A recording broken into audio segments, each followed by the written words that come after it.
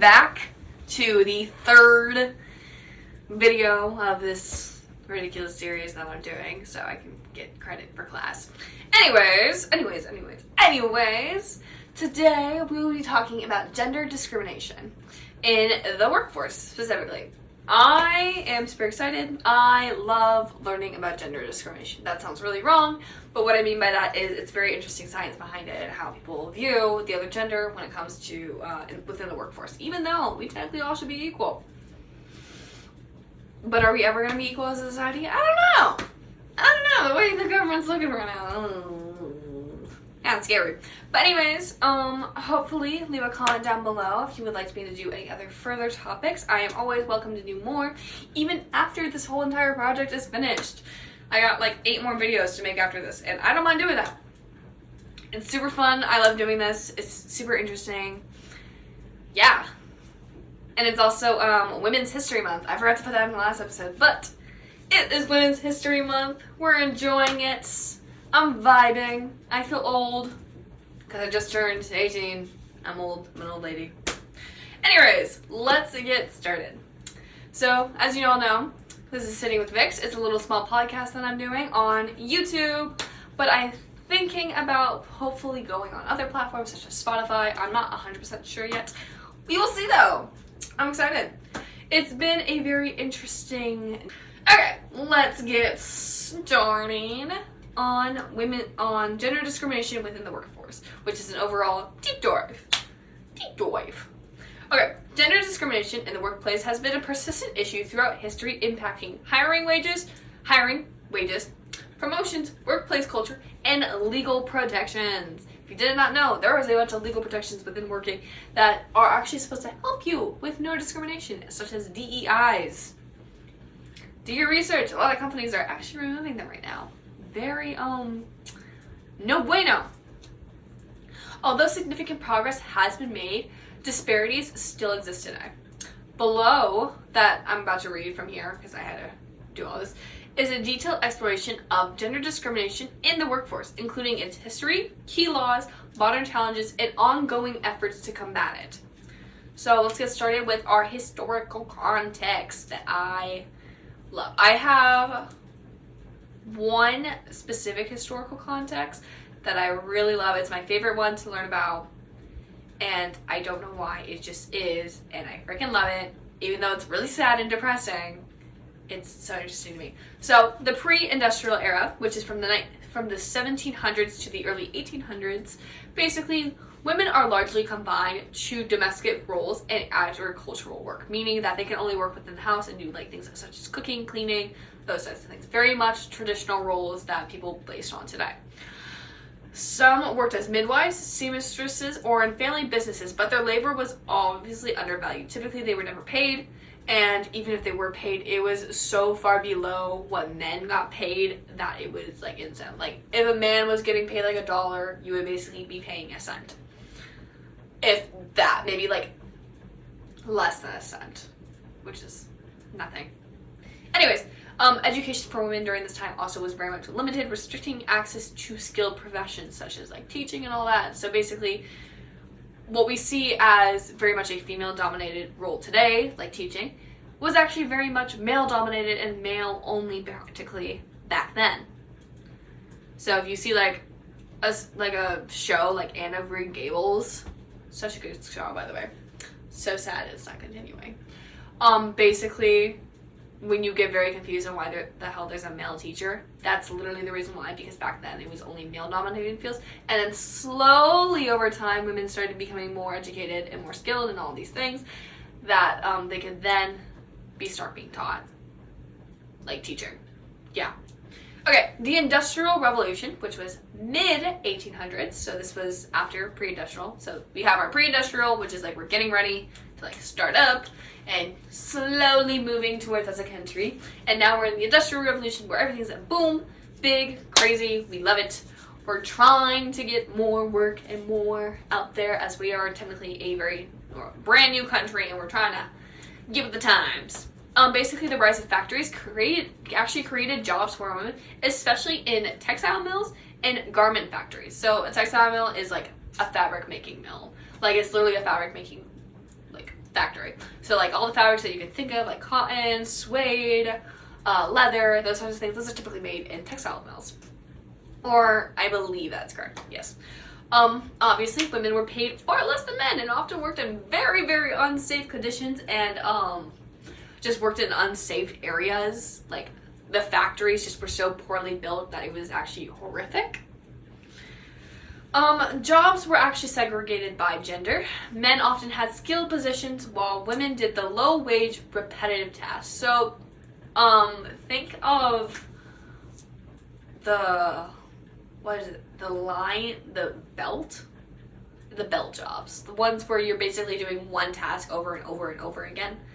The ones that, Henry Ford created with cars. That's basically what they're doing, but instead of with cars, it's sewing things. So like they're just making like a dress all day, every day. But yeah. So, and then within the early 1900s, because now we're moving as a country, we're moving up. There was the fight for workplace rights. One big thing, this is literally my favorite thing to learn about, it was my favorite thing to read about, was the Triangle Shirtwaist Factory fire, which was in 1911. This is my favorite thing to learn about because it really started the spark for women's equality when it comes to getting paid, because we need money, which was a tragic event that exposed the dangers that faced by working women, leading to labor reforms. Literally, this is the reason why we actually have regulations on buildings. One of the reasons, actually.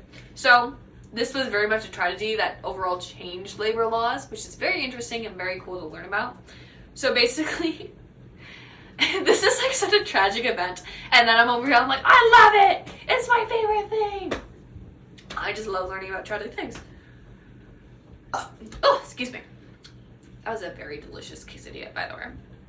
So, on March 25th, 1911, a fire broke out in the Triangle Shirtwaist Factory in New York City. The factory was located on 8th, 9th, and 10th... Oh, yeah, the factory? Oh, yes. Oh, that's weird. I didn't know that. Okay, but it was located on the 8th, 9th, and 10th floors of the Ash Building.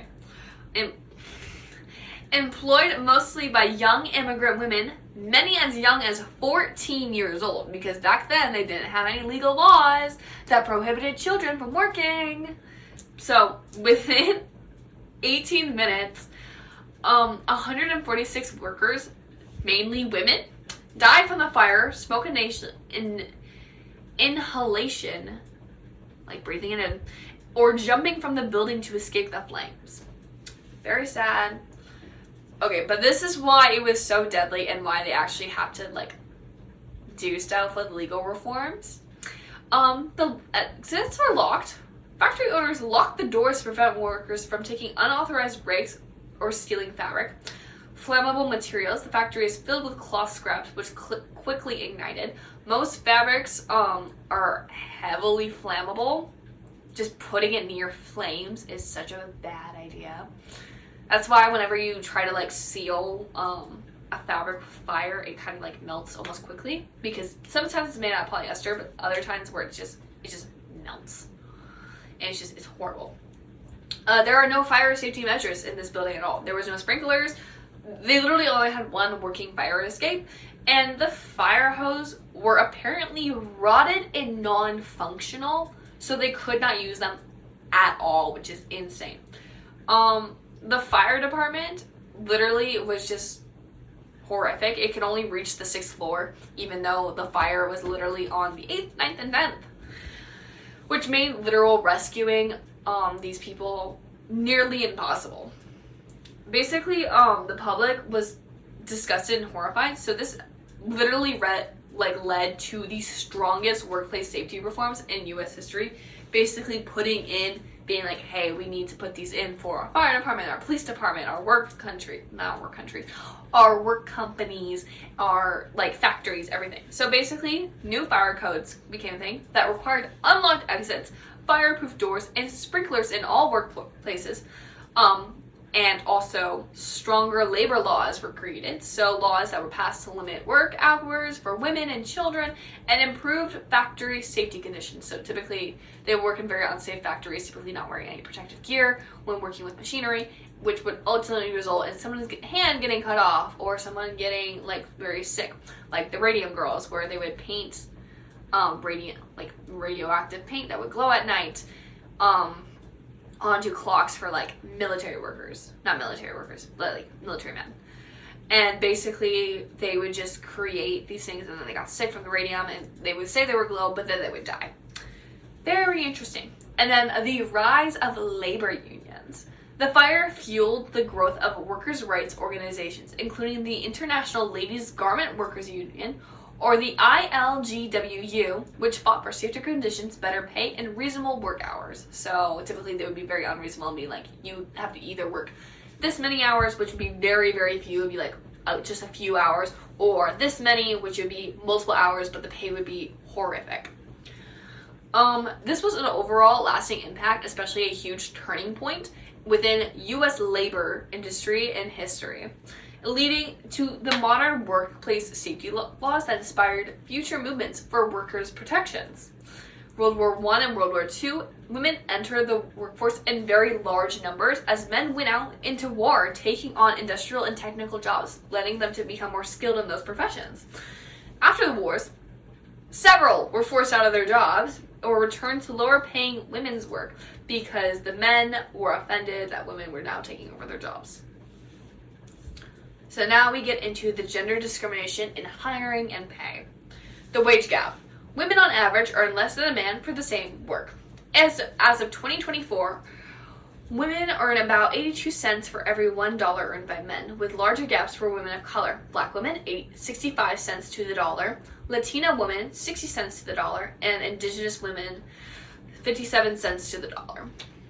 The causes for gender pay gap was occupational segregation, women in underrepresented and high-paying fields like technology, finance, and engineering, pink-collar jobs, nursing, teaching, and childcare, which is funny because men often took over those jobs before women took them on, as a brief of history, are lower paid despite requiring skills and education.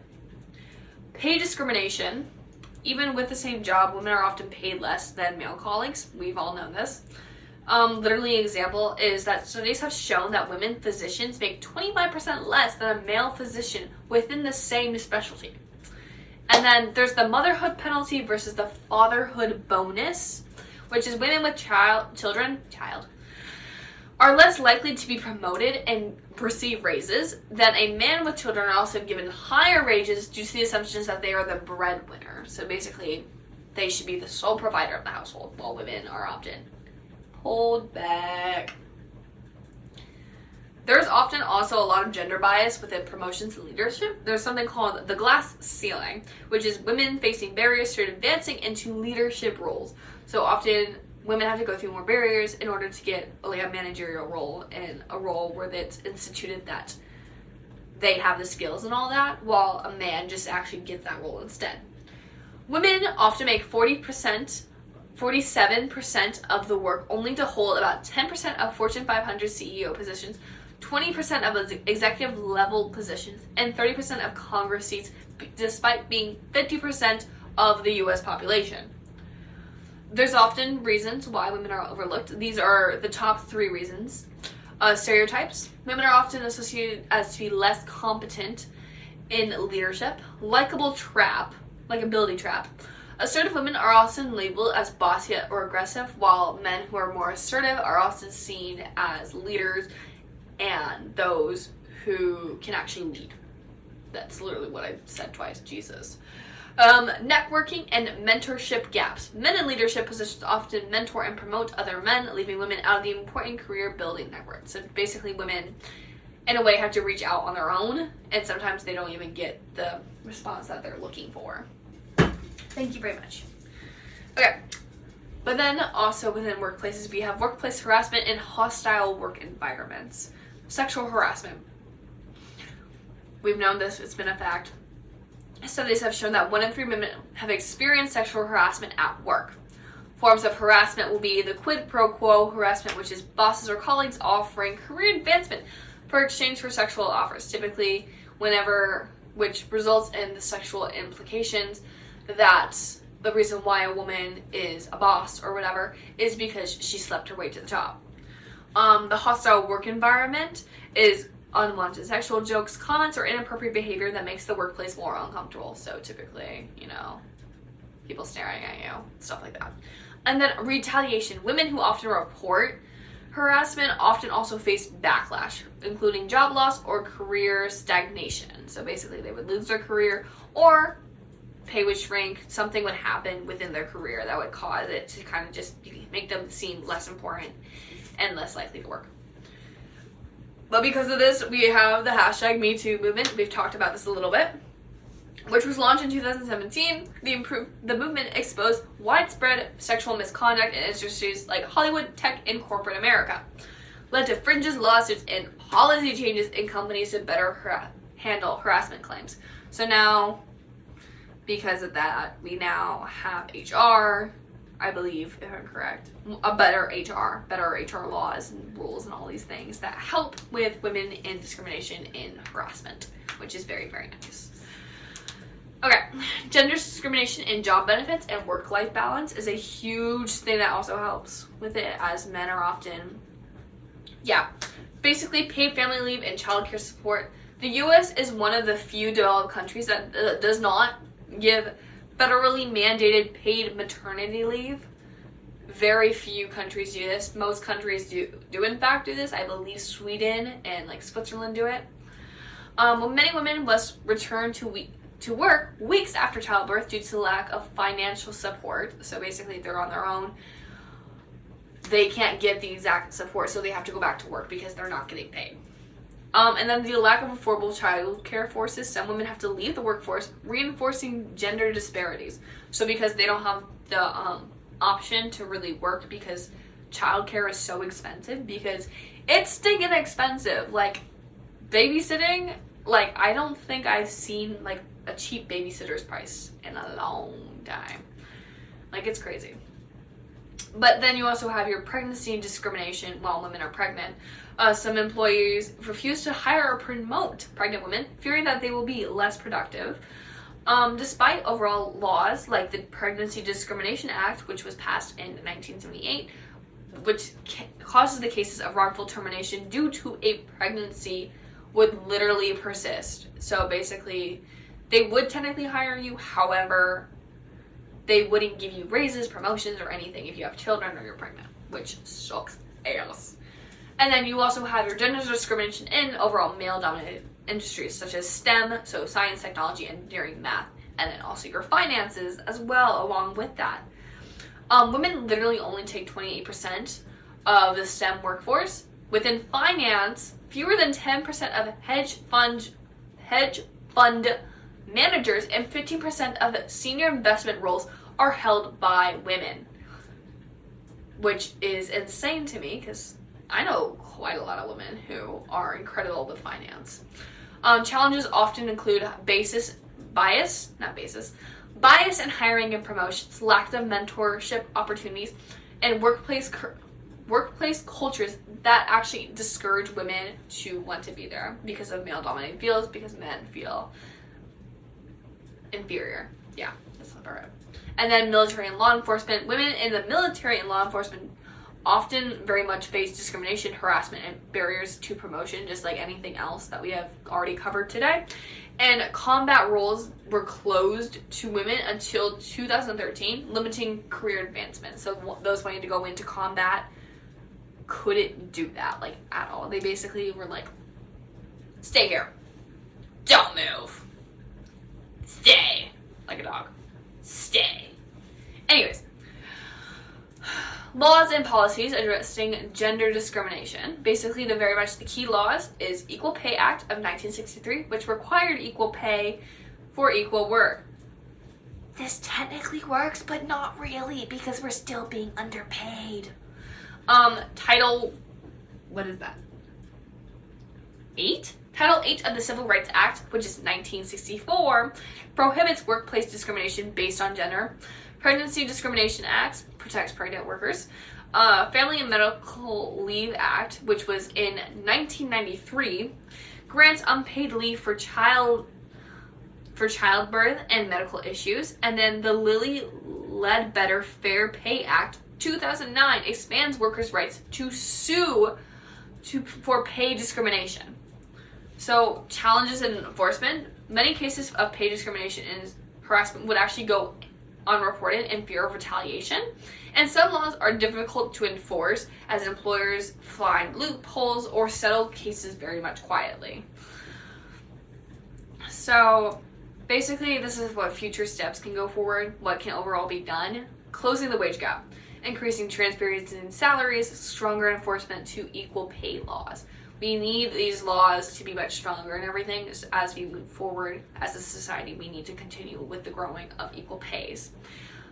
Increasing women in leadership, encouraging mentorship and sponsorship programs for women, more flexible work policies, and helping working mothers. We have these groups already, however, we still need more, as there are some groups that are not suited for some women for their careers.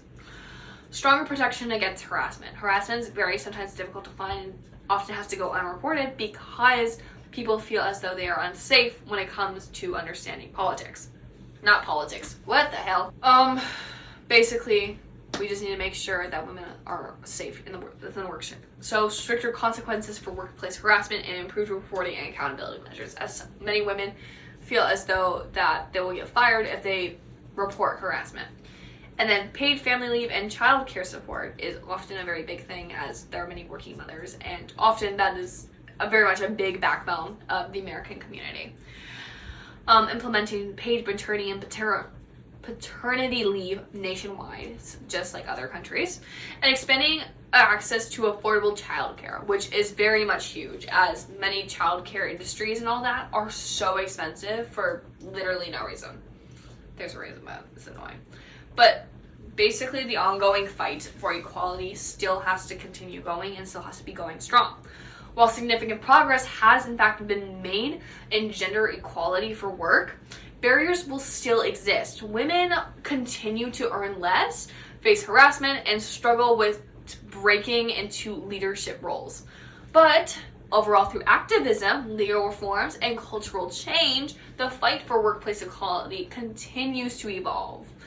As women push for more greater representation and equality and equity, the question still remains, what more can still be done to close this gap of discrimination?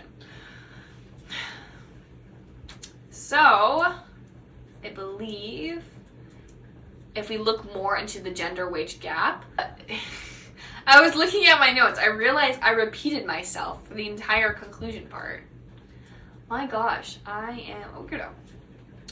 But anyways, thank you for watching. It is now starting to get dark outside. The next video, we will be talking about women within war times, which is super interesting and super fun to always talk about, and very interesting to learn about. I will see you all, as always, links down below for support and everything. I will always have the hotline down there for groups that need them. As always, stay safe. You're loved. Thank you so much for watching me yap for another couple minutes. All right. Bye-bye.